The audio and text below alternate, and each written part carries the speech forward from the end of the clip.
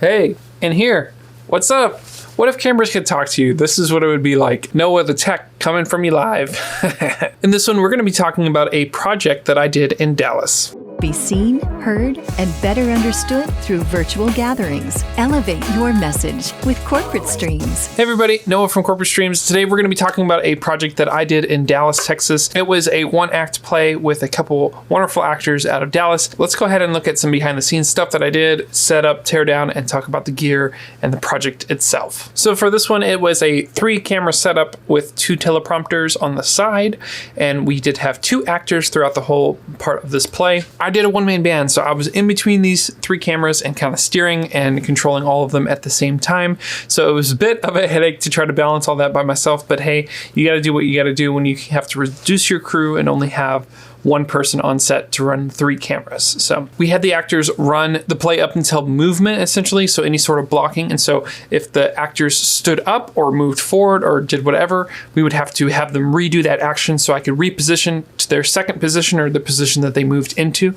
And so I kind of basically just kept adjusting and kept shifting so that I could accommodate their movements. Every time they moved, I had to refocus and set everything back up. And with these 3 cameras, this is what I had. I had a 70-200 on the left, which was facing Sally. I had a wide, which was an 18-105, getting everybody in the shot. And then the camera on the right was a 70-200, which was a close-up of Bob. So the 70-200s had a speed booster, so that allowed me to go down to a 2.0. In this case, I stayed at a 4.0 across the board so that everything would be consistent. And what's cool about the FS5 is it has a variable ND filter. So I turned that on, and as the lights adjusted, it basically auto-exposed to the right settings. We got a couple special shots like this one where it was off to the side. These were photos from our rehearsal, so that's what those 2 angles look like. We also got a reverse shot like this of Bob, but ended up not using this shot for the edit. But a pretty fun project overall. Now, one of the big mistakes I made on this project was audio. So I had a wonderful sound technician who was actually a professor of mine. His name was Adam Chamberlain. He was playing double duty, doing lighting and sound.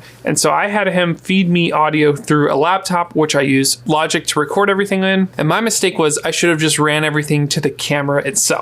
So I had some syncing issues. We had some issues over Dante, the network interface. And so even though it was good 90% of the time, every once in a while we had a few dropouts within Dante, which disconnected the audio. So luckily we did have a backup recorder in the audio board, right, his sound mixer, except in that device, when you hit pause for recordings, it'll still write it as one continuous file. So even though there are time gaps from when you hit pause, it's not continuous. So what that means is when I tried to sync everything together, there was no way to sync it because those clips were locked together into one sequence. So I should have asked for the assistant, for Adam's assistant, Destiny, to basically just continuously record on that backup machine instead of having it in sections. So all that to say, when I went to post, I had to manually sync everything up, which took like 6 extra hours of post-production because I didn't think that part through. So at the end of the day, we completed the project, everything worked well, but that was one thing that we missed that didn't work out for this project. Another really cool thing that I did is I used an H5 to create some sort of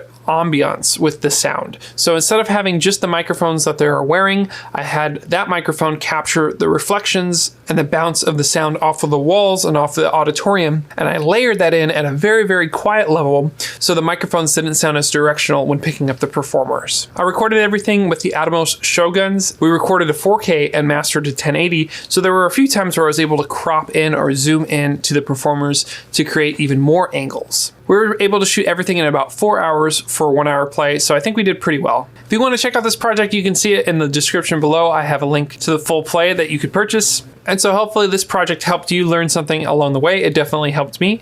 Thanks for watching this one, and we'll see you in the next one.